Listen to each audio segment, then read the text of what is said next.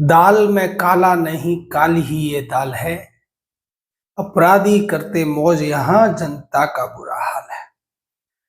नमस्कार, मैं जन्मकर्ता श्रीओम गौतम आप सभी को पहले तो दीपावली की बहुत बहुत शुभकामनाएं। माता लक्ष्मी आप सबके ऊपर कृपा करें और गणों के पति गणपति गणेश आपको बुद्धि प्रदान करें, सोच दें, तर्क दें।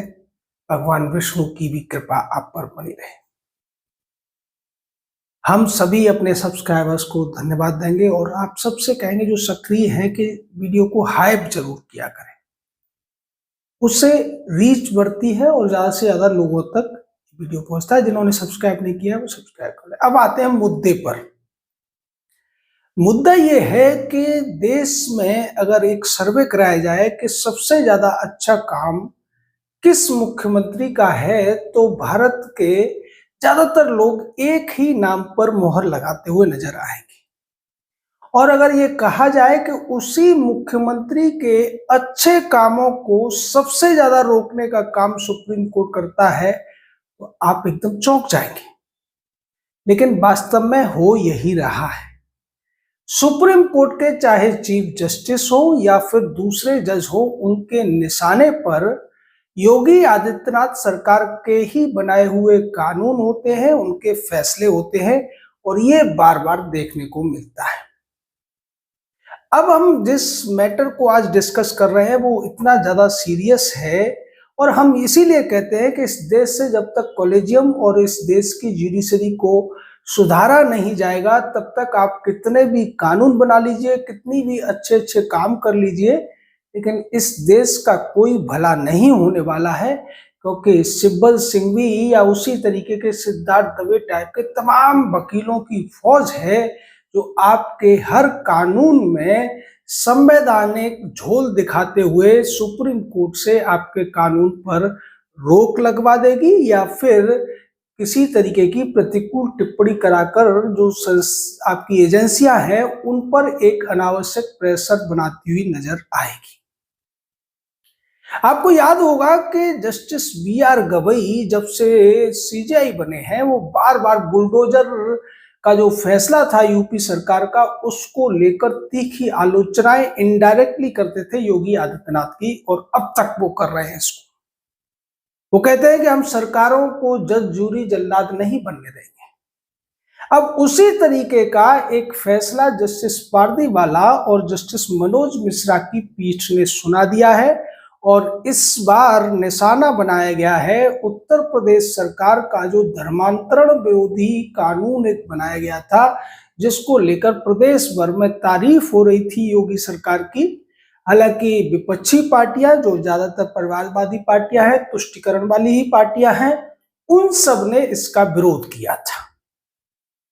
उसी फैसले पर सुप्रीम कोर्ट ने जो लेटेस्ट टिप्पणियां की हैं वो बेहद ही अनावश्यक भी हैं, आपत्तिजनक भी हैं। लेकिन चूंकि पीठ में जस्टिस पारदीवाला थे और साथ में मनोज मिश्रा थे, तो फिर इस पर आप सोच ही सकते हैं कि ये टिप्पणियां क्यों की गई हैं। दूसरे भी अन्य जज हैं, जब भी उत्तर प्रदेश का कोई मामला आता है तो उनके निशाने पर उस केस के फैक्ट्स के साथ साथ योगी आदित्यनाथ भी होते हैं, जिन्हें निशाना बनाने का कोई भी मौका सुप्रीम कोर्ट के जज छोड़ते हुए नजर नहीं आते। ये जो मामला है जिस पर हम बात कर रहे हैं, ये एक यूनिवर्सिटी चलाता है, एक व्यक्ति है, कन्वर्टेड क्रिश्चियन है, जिसका नाम है राजेंद्र बिहारी लाल। इसके ऊपर एक आरोप था और उसमें एफआईआर हुई थी धर्मांतरण विरोधी कानून के तहत। आरोप ये था कि ये व्यक्ति विदेशों से फंडिंग लेकर देश में धर्मांतरण कराने का और चैरिटी का दिखावा करके लोगों को बरगलाने का काम करता है। इसी के तहत एक घटना हुई थी फतेहपुर में, जहां पर 90 से ज्यादा लोगों को क्रिश्चियनिटी में कन्वर्ट किया गया था, जिसकी शिकायत एक बीएचपी नेता ने की थी।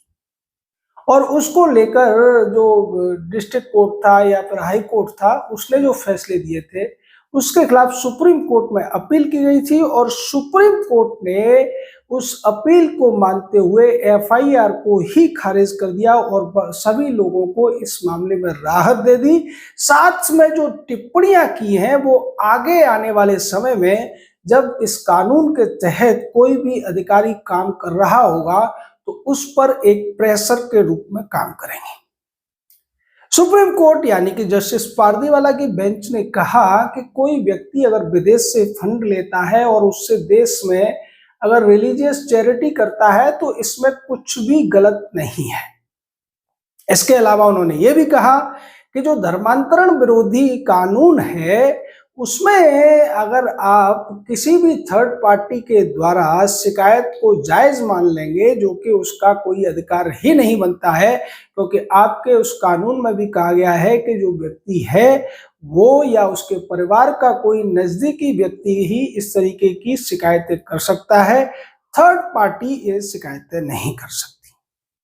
और ताज्जुब की बात तो यह है कि इस पूरे मामले में उत्तर प्रदेश सरकार की तरफ से अटॉर्नी जनरल वेंकट रमानी खुद बहस कर रहे थे, उसके बावजूद जस्टिस पारदीवाला और मनोज मिश्रा की पीठ ने जिस तरीके का आदेश दिया, जो जो उसमें बातें कही हैं वो बेहद ही चिंताजनक हैं। यहां पर इस पीठ ने इनडायरेक्टली उस पूरे कानून को ही खारिज करने की कोशिश की है और यह कहने की कोशिश की है कि भारत के संविधान के अनुच्छेद 25 के अनुसार हर व्यक्ति को अपनी धार्मिक स्वतंत्रता है, वो किसी भी धर्म को अपना सकता है, इसके लिए उसे सरकार द्वारा नहीं रोका जा सकता है। तमाम दूसरे सवाल उठाए गए, तमाम जो सबूत थे उनको खारिज करने के लिए तमाम बातें कही गई हैं, जैसे कि ये जो व्यक्ति था राजेंद्र बिहारी लाल, इसके यहाँ एक प्रिंटर मिला था और प्रिंटर से आधार कार्ड प्रिंट किए जाते थे, लेकिन कोर्ट ने कहा कि आधार कार्ड प्रिंट हो रहे थे इसका आप सबूत नहीं दे पाए हैं। यानी आधार कार्ड मिले हैं, प्रिंटेड मिले हैं, प्रिंट करने वाली मशीन मिली है, लेकिन प्रिंट होते हुए आपने कुछ नहीं दिखाया। अब उनका ये कहना है कि क्योंकि ये इंस्टीट्यूट है तो यहाँ पर आइडेंटिटी कार्ड भी बनते होंगे, इसलिए ये कह पाना कि ये आधार कार्ड के लिए ही रखा गया था, इसे नहीं माना जा सकता। और भी तमाम ऐसी ही बातें कही गई हैं जिनका सीधे तौर पर सरकार को निशाना बनाने की कोशिश है। एजेंसियों के लिए कहा गया कि वो अपनी जिद और पागलपन के लिए किसी भी व्यक्ति के खिलाफ कोई कार्रवाई या एफआईआर नहीं कर सकते हैं। आप ये सोचिए कि बहुत से मामलों में पुलिस जो होती है वो किसी के भी, जब भी कोई क्राइम होता है तो उस क्राइम के लिए पुलिस किसी के भी कहने पर एफआईआर दर्ज कर लेती है, लेकिन वो यहाँ कह रहे हैं कि क्रिमिनल लॉ यानी कि आपराधिक जो कानून है उसका दुरुपयोग किसी व्यक्ति की जिद और पागलपन के लिए नहीं किया जा सकता है। यानी अगर थर्ड पार्टी, आप किसी ऐसे संगठन को देख रहे हैं जो लोगों को बरगलाता है, जो लोगों का धर्मांतरण करता है और आपके पास पूरी जानकारी है, उसकी भी आप शिकायत नहीं कर सकते अगर आप वो प्रभावित व्यक्ति के परिवार से नहीं है तो। अब प्रभावित व्यक्ति या उसके परिवार वाला शिकायत क्यों करेगा? क्योंकि उसको तो आर्थिक लाभ मिल रहा है और उसके लिए वही सब कुछ है जिस वजह से वो कन्वर्ट हो रहा है। और दूसरी बात यह है कि आज नहीं, ये हजारों साल का इतिहास है हमारे देश का कि इस देश को बाहर से आने वाले आक्रांताओं ने उतना नुकसान नहीं पहुंचाया जितने कि उन आक्रांताओं द्वारा कन्वर्ट किए गए लोगों या उनके वंशजों ने इसको नुकसान पहुंचाया है। मैं एक बहुत बड़ा उदाहरण आपको देता हूं। जो दक्षिण का इलाका है जिसे दक्कन कहा जाता था, यानी कि महाराष्ट्र से नीचे का जो इलाका है, इसको सल्तनत काल में तमाम कोशिशों के बावजूद जितने भी सुल्तान थे वो जीत नहीं पा रहे थे और इसको जीतने का जिसके लिए कहा जाता है कि जिसने जीता उसका नाम है अलाउद्दीन खिलजी। लेकिन वास्तव में अलाउद्दीन खिलजी खुद में एक बहुत बड़ा सूरमा नहीं था, बल्कि उसके लिए इस इलाके को जीतने का काम किया था मलिक काफूर नाम के एक सिपह सालार ने। अब आपको जानकर ताज्जुब होगा कि ये जो मलिक काफूर था ये वास्तव में एक हिंदू योद्धा था। गुजरात की सेना में जब उसको हरा दिया गया था तब वहां से इसको कन्वर्ट किया गया था और इसको नपुंसक बनाकर कन्वर्ट करके सेना में रख लिया गया था। यही वो आक्रामक योद्धा था जिसने दक्कन में सल्तनत को स्थापित करने का काम किया। ऐसे और भी उदाहरण हैं, जैसे जलालुद्दीन, जैसे अकबर कहा जाता है। अकबर हालांकि उसका नाम नहीं है, स्वयंभू उपाधि है। जलालुद्दीन का जो सेनापति था वो मानसिंह था। कहने को तो वो कन्वर्ट नहीं था, लेकिन उसने नाम और दिखावा ही नहीं किया था, अन्यथा वो पूरी तरह से उसे कन्वर्ट माना जा सकता है। अंग्रेजों के जमाने में भी बहुत सारे सर हमारे यहाँ होते थे, राय बहादुर हुआ करते थे, जिनका काम ही ये होता था कि वो अंग्रेजों के लिए काम करते थे और एक तरीके से नाम अगर उन्होंने चेंज न भी किया हो, व्यवहारिक रूप से वो कन्वर्ट ही कहे जा सकते हैं। वही स्थिति आज भी आप देखेंगे कि आज भारत में जितने भी शांति प्रिय लोग हैं उनमें से मोर देन 95% वो हैं जो कन्वर्टेड है या कन्वर्टेड लोगों के वंशज है, यानी कि मूल रूप से वो भारतीय और हिंदू ही हैं। तो ये जो कन्वर्जन का ये पूरा रैकेट चल रहा था, इसको रोकने के लिए यूपी सरकार ने एक अच्छा कानून बनाया। उसके बाद उत्तराखंड में भी कानून बना, मध्य प्रदेश वगैरह जो भी बीजेपी शासित राज्य थे उन्होंने उससे मिलता जुलता कानून अपनी विधानसभा से पारित किया। अभी पिछले दिनों आपको याद होगा कि जो हंगामा हुआ पिछले 6 महीने कि राष्ट्रपति को आदेश दिया गया था, तब भी पारदीवाला की ही बेंच थी और उस समय पारदीवाला की बेंच ने राज्य सरकार द्वारा पारित किए गए कानूनों को यह कहकर अपील करने की कोशिश की थी कि वो नागरिकों की इच्छा के अनुरूप है, क्योंकि चुनी हुई सरकार ने बनाया है। अब वहां जब चुनी हुई सरकार उत्तर प्रदेश की कुछ बनाती है तो फिर आप उसको संविधान का हवाला देकर रोक देते हैं। दूसरी तरफ तमिलनाडु की सरकार असंवैधानिक रूप से राज्यपाल को बाईपास करते हुए और यूपीएससी के कानून को बाईपास करते हुए कुछ बनाती है, तब आप कहते हैं कि नहीं नहीं, जन भावनाओं का सम्मान होना चाहिए। यानी सुप्रीम कोर्ट अगर आप देखें तो पूरी तरीके से एक विपक्ष की ही भूमिका निभाता हुआ नजर आ रहा है। जो भी मोदी सरकार करेगी या योगी सरकार करेगी या कोई दूसरी बीजेपी स्टेट की सरकार करेगी, उसको कोई ना कोई बहाना ढूंढकर इन्हें रोकना ही रोकना है। सीए के मामले में यही हुआ। सीए के खिलाफ जब प्रदर्शन हो रहे थे तो जो प्रदर्शनकारी थे उनको किस तरीके से ढील दी गई सुप्रीम कोर्ट द्वारा, तमाम कमेटियां गठित करके उनको छूट दे दी गई। जब किसानों के नाम पर प्रदर्शन हो रहे थे उनको भी इसी तरीके से चर्चा और कार्रवाई के नाम पर उनको छूट दे दी जाती रही।